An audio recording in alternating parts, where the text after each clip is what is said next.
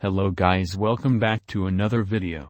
In today's video I will be reviewing the Quantum QHM9800. So without further ado, let's begin.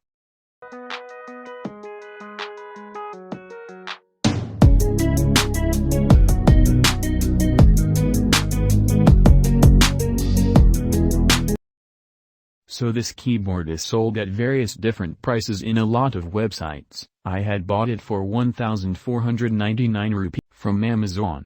If this keyboard is on sale for 2,100 rupees or below, it is 100% worth it. If you can find it for 1,499 or 1,799, it's definitely worth considering.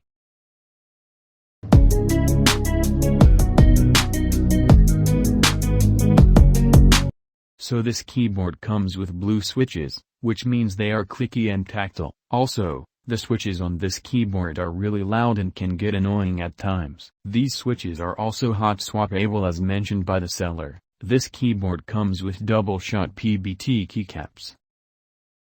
This keyboard has 12 pre-programmed RGB modes in it. They cannot be customized, however for this price range it is pretty good.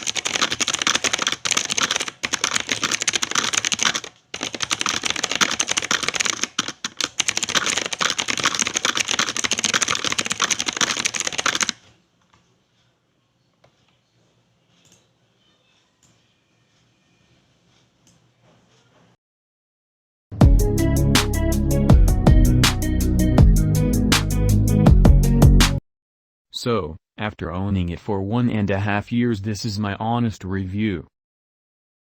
This keyboard for the price is definitely worth it, however there are some things that should be noted before purchasing this keyboard. This keyboard has a common problem in which the numlock keys light just doesn't work. My friends have also purchased this keyboard and they all have had this same exact problem with the keyboard. Other than that, the only other important thing to note is that the stabilizers can be a little bit noisy, and that, of course, you need to maintain and clean the keyboard well or the switches will start to harden a bit.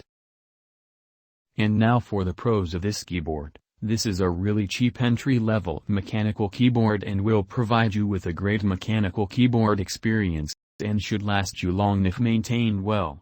For the price it is extremely good and will provide you with a very decent feedback from the switches, which sometimes might be too loud. But while gaming it doesn't matter and goes unnoticed most of the time. By the way, another problem this keyboard has had was that the ease key stopped clicking after 6 months of use, but after 6 more months had passed by the problem had fixed itself. Other than that, I'm not facing any problems with this keyboard.